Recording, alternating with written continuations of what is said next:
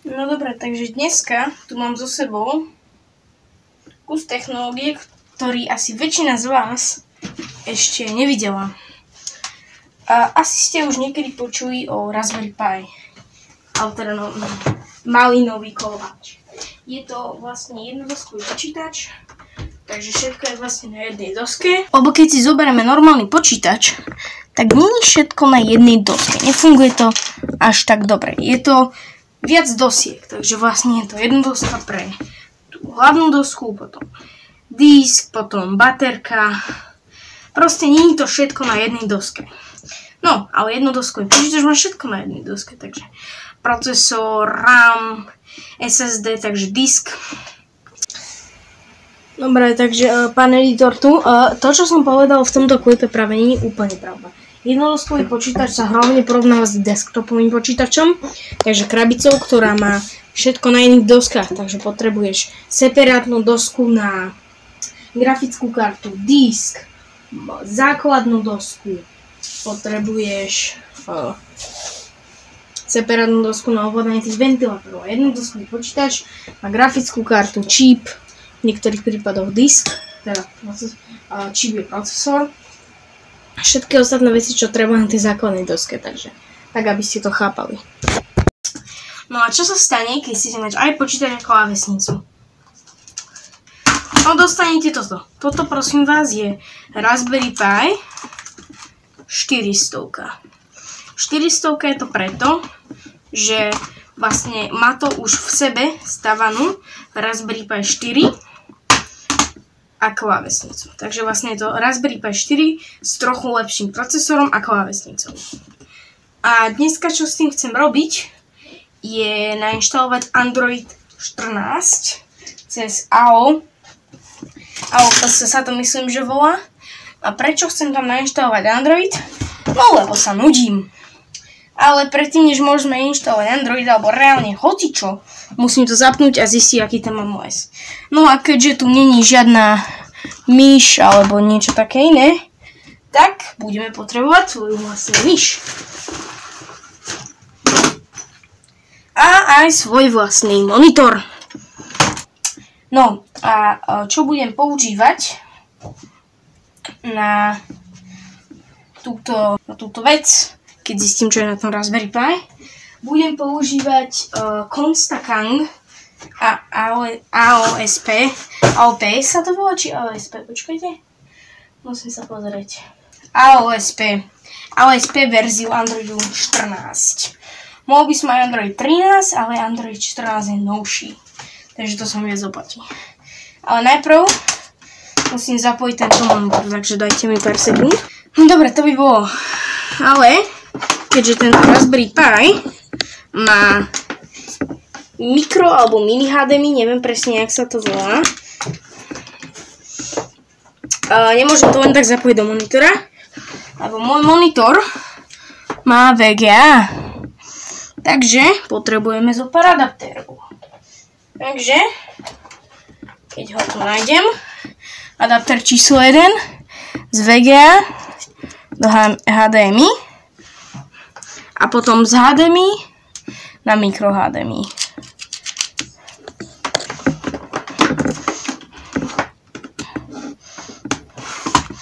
A samozrejme ešte zvuk.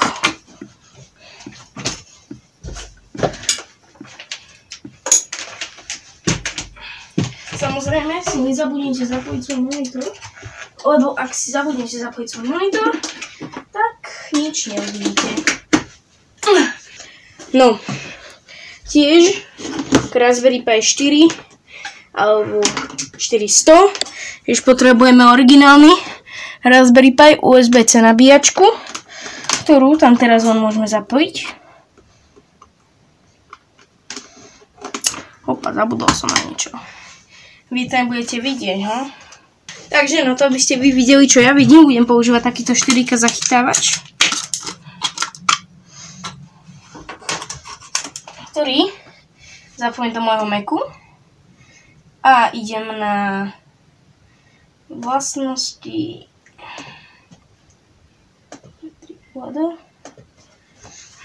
No, teraz setup bude asi trošičku iný. Takže ideme z HDMI do HDMI.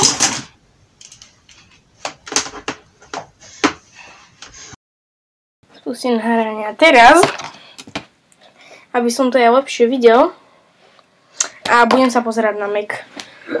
Takže tento displej som ani nepotreboval.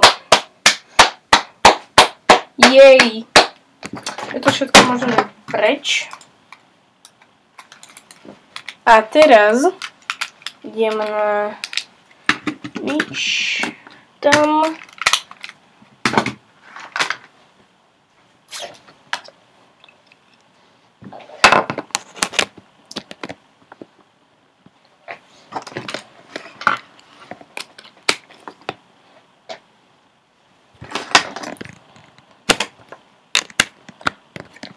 Mega si bude za chvíľu znieť ako turbína, ale to vám dúfam, že nebude vadiť. No, takže späť k videu. Čo som chcel vedieť, že čo je na tom Raspberry Pi vôbec nainštalované. Myslím si, že tam mám Raspberry Pi OS, ale nie som si istý, takže sa musím overiť.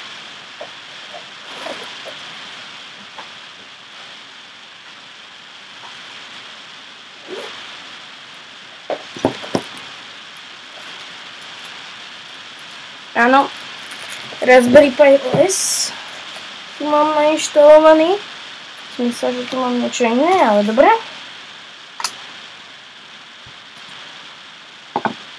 Tu Raspberry Pi OS. Tu sa môžem prihlásiť.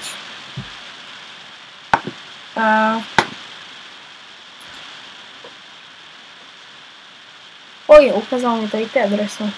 Môžem vám rovno ukázať, ako to urobiť.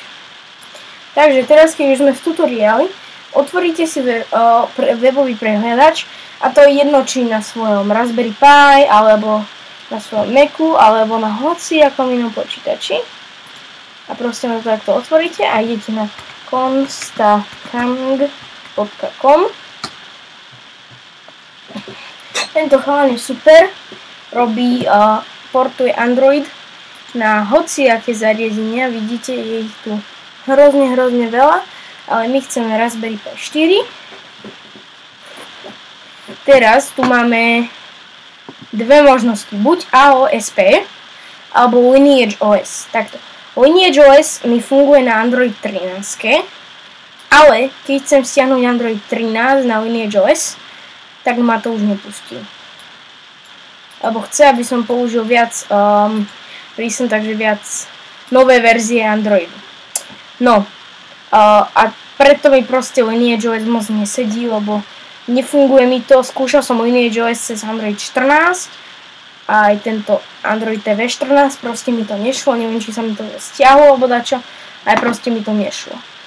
Potom som sa rozhodol použiť AOSP buildy, alebo AOSP verzie Androidu a tie mi fungujú skvele. Takže keď toto chcete robiť vy, buď teda Lineage OS, nemoc Lineage OS v poslednom čase nefunguje, môžete skúsiť, uvidíte, ako vám to pôjde. No. Takže teraz môžeme ísť na Android 14 cez AOSP, samozrejme, keď chcete inú verziu, musíte si ju vybrať.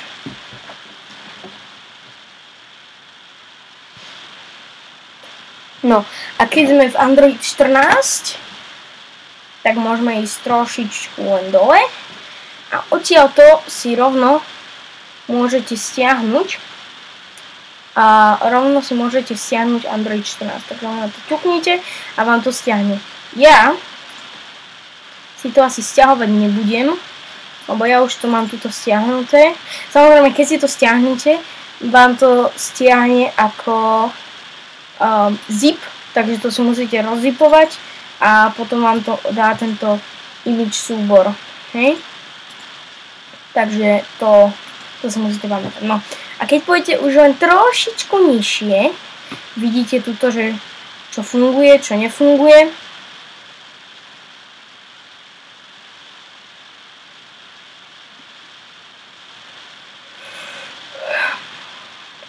Hej, tu máte, ako si tam môžete pripojiť tlačítko, keď chcete.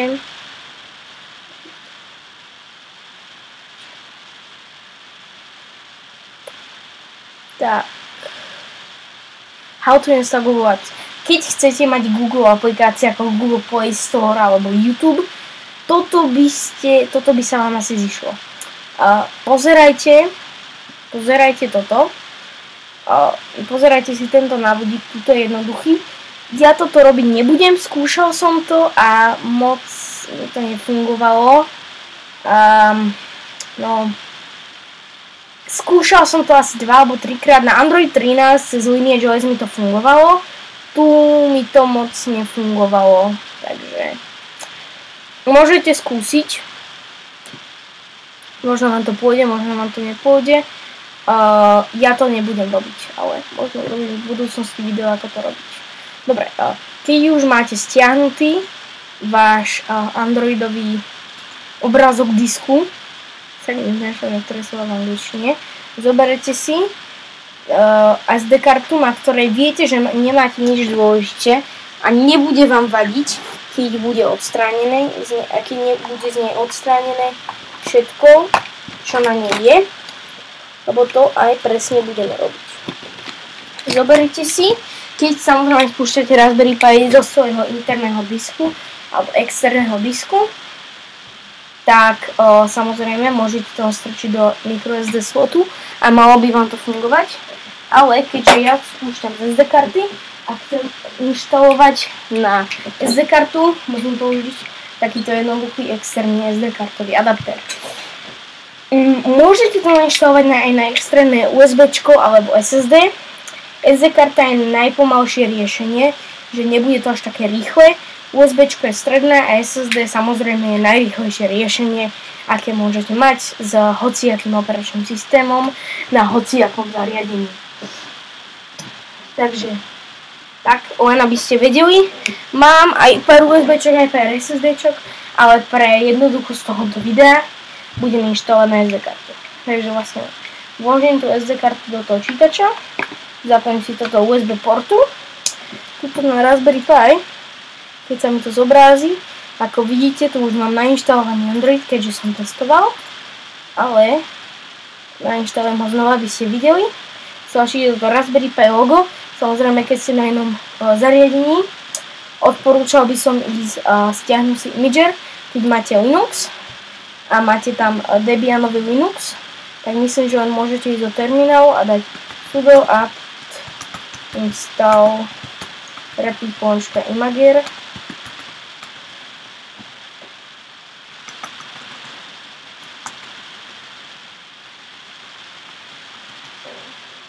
Install repi.imager yes a to vám rýchlo nainštaluje. Ja to už toto robiť nemusím, keďže to už mám nainštalované. Nemusím to inštalovať znova. A len aby ste vedeli, keď to ešte nemáte nainštalované, nainštalujete si to teraz, je to veľmi dobré. Alebo to môžete robiť túto cez PyApps. Ale to vám nepríde z stock verziou Raspberry Pi OS. Alebo len môžete ísť na stránku, len si môžete vygoogliť túto Rapi Imager, Raspberry Pi Imager v angličtine. Túto prvý link Raspberry Pi OS. A tu si samozrejme môžete vybrať, aké máte zariadenie. Linux, Windows, macOS, podporuje to všetko. Je to super, ja to veľmi veľa používam. Keď to už máte nainštalované, hotovo, spadlo pravítko, stačí len ísť do vášho vyhľadávania, u mňa tuto v Linuxu, RAPI, ja si tam píšem Imager a hneď, nech sa páči, prvý výsledok, Raspberry Pi Imager, dáme Enter. Pozor, bude si to pýtať asi vaše heslo, neviem. Keď máte iný OS, možno si to bude pýtať vaše heslo, možno nie. U mňa si to teraz nepýtalo. Takže, keď máte dobrý internet, môžete ísť na Choose Device a vybrať si Raspberry Pi 4. Keď nemáte dobrý internet, nemusíte toto vyberať. Len hovorím. Choose OS, tuto si vyberáte, že aký operačný systém chcete nainštalovať, ale Ako viete, predtým stiahli sme si svoj vlastný a nie, Android tu nie je. Nie je, ale aspoň teda ten Android, ktorý ja chcem. Takže dáme Use Custom, čo v preklade znamená použiť vlastný a môžete ísť do svojho domáceho priečinku, ísť do stiahnutých súborov, pokiaľ sa to nepresúvali, bude to tam.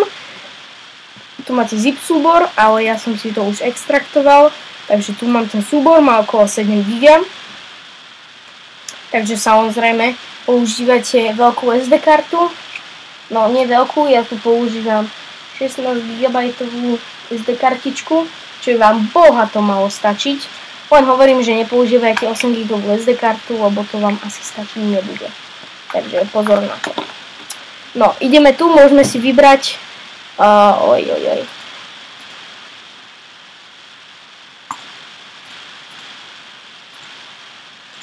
Môžeme si tu vybrať AOS P14, Constacang Raspberry Pi 4. Dáme Open, čo znamená otvoriť. Storage, choose Storage. Vyberte si svoju SD kartu, tuto. Pozor, hoci čo vyberete, vymaže vám to celé vlastne to úložisko, ktoré vyberete. Takže pozor, keď máte pripojené externé disky, nevyberajte externé disky, vymaže vám všetko. Tiež nezapájete tam SD kartu, na ktorej máte dôležité veci. Predtým, než budete hocičo robiť, zalohujte si svoju SD kartu, lebo toto vám vymaže všetky veci na vašej SD karte. Keď sme hotoví a uistení, že môžeme použiť túto SD kartu, dáme Next, tuto dáme Nie alebo No a tuto sa nás to len pýta, že či chceme naozaj, či sme si istí, že všetky dáta na našej SD karte alebo USBčku alebo čo vy máte budú vymazané, keďže mne to nevadí, keďže viem, že nemám na tejto SD karte nič dôležité, môžem dať Yes. A teraz už vám, pýta sa nás to na heslo, ja tam svoje zadám, myslím, že nás to bude pýtať heslo na začiatku, lebo viem, že pri Windows a macOS, nie pri Windows sa to pýta na začiatku, ale teraz sa to pýta na tej inštalácie. Tak dobre, napíšeme heslo a dáme Authenticate, alebo overiť. A teraz už len čakáme, kým sa to tam dopíše.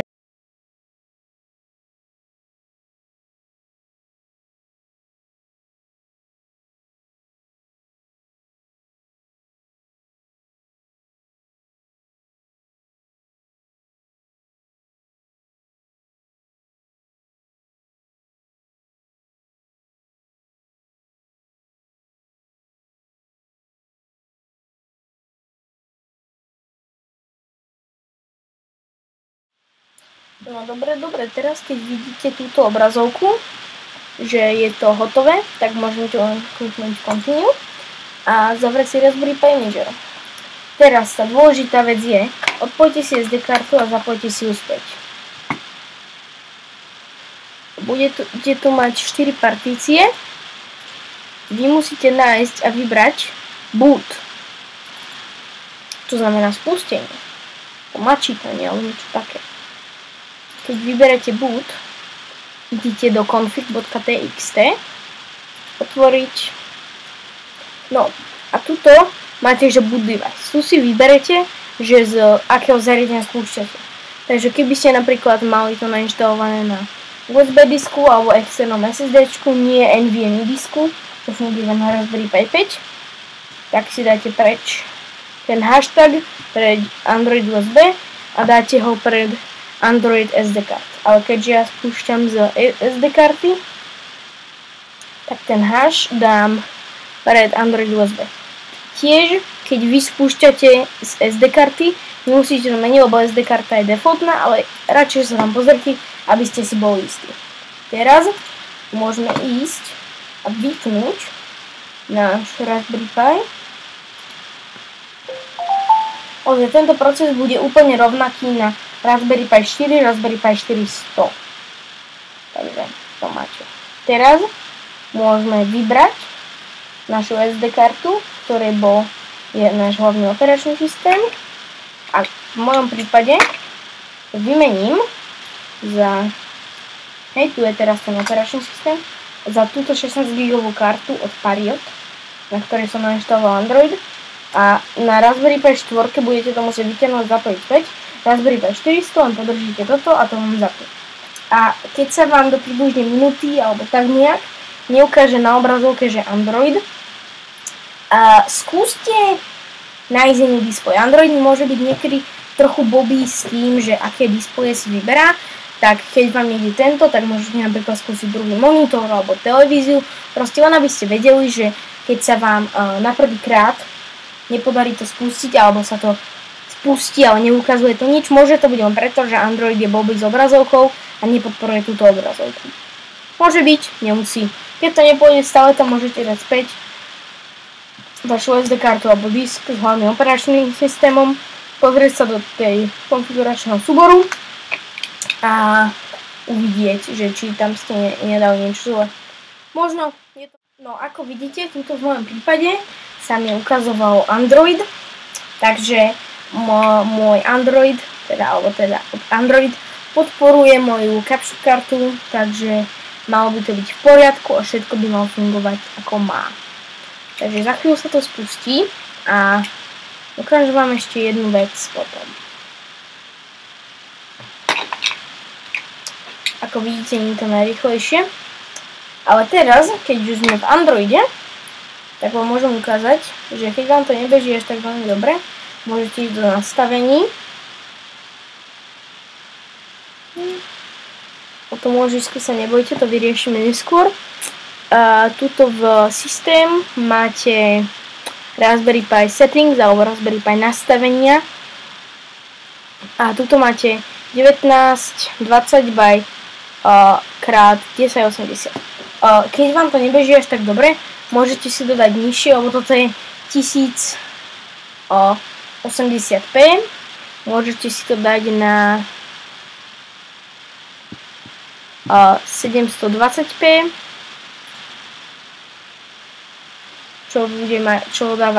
čo vám bude dávať menej pixelov.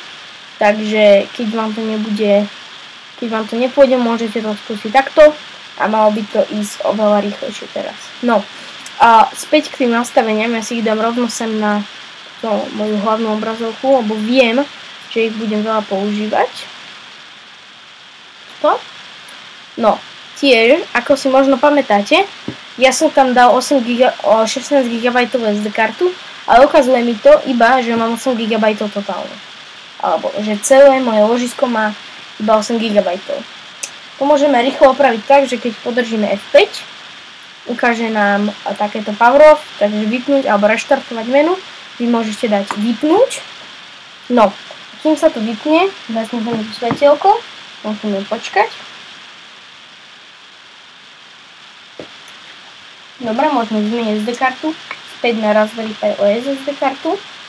A prečo sme to prvýkrát museli zapnúť a prečo nám to neukazuje celý disk? No, pretože ten androidový obrázok disku je robený na 8 GB kartu, takže áno, klamal som, môžete to dať na 8 GB kartu, ale budete mať iba okolo 4 alebo 2 GB voľného ložiska, čo je hrozne málo, takže ja by som veľmi odporúčal o 16 GB a viac. No.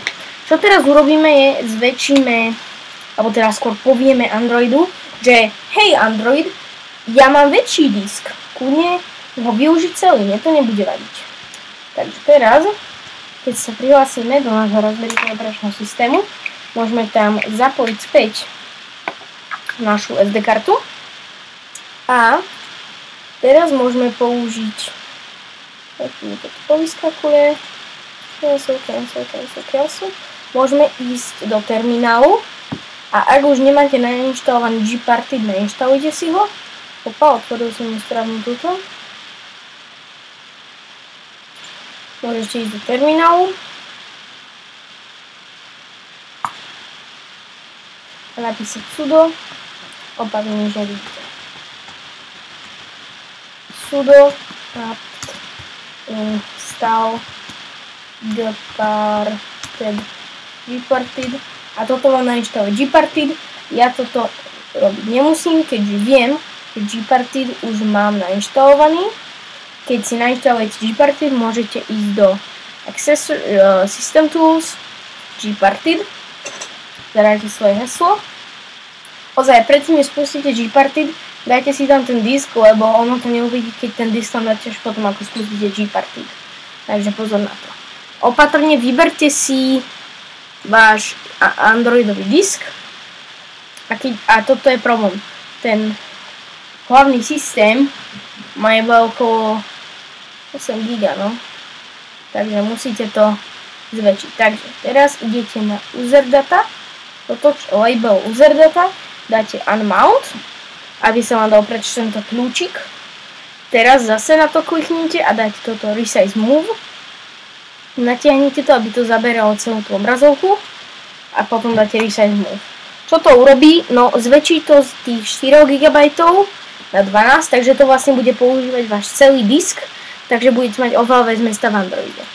Nebojte sa, toto vám neurobí nič s vašimi dátami, ktoré tam už predtým máte, ale keď vám tie 2 GB nestačia, čo asi nebudú, odporúčal by som toto robiť.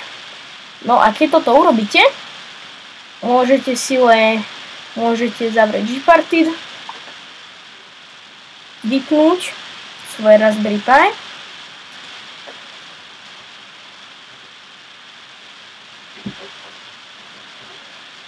Keď sa vám zasne svetielko, môžete odkryť hlavnú SD kartu, zapojiť tam vašu druhú SD kartu, znova spustiť Raspberry Pi. Teraz, keď sa vám to spustí do Androidu, tak vám gratulujem, máte úspešne nainštalovaný Android na vašom Raspberry Pi 400 alebo Raspberry Pi 4. Teraz, keď sa to spustí do Androidu, dám vám zo pár tipov na používanie Androidu, ktoré som si istý, že sa vám veľmi oplatia. Takže predvolenie chodí Android v angličtine, čo nie je optimálne, ale keď vám to vadí, môžete ísť do nastavení, systém, languages alebo jazyky, systémové jazyky alebo system languages, dáte add language, vyberete si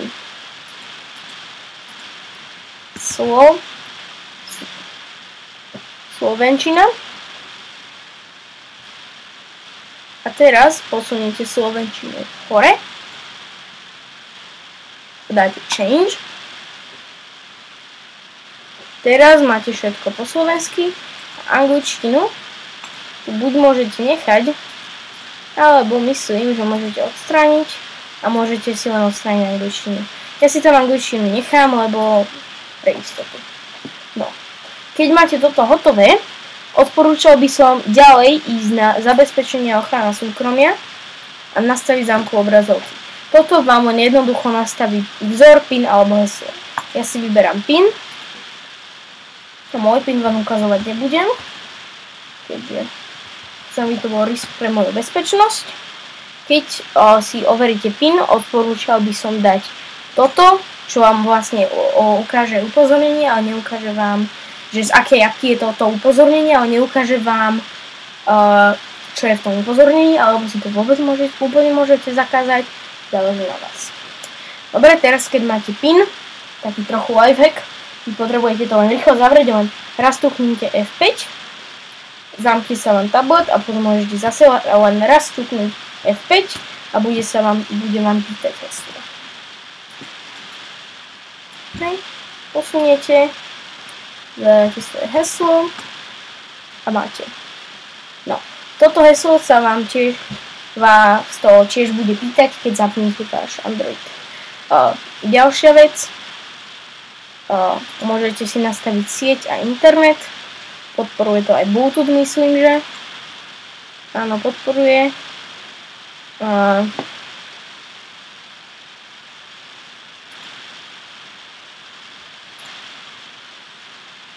Takže môžete si Wi-Fi nakonfigurovať, keď chcete, alebo môžete použiť káblový Ethernet. A to je všetko. Gratulujem. Úspešne ste si nainštalovali Android 14 AOSP na vašom Raspberry Pi 4 alebo Raspberry Pi 400.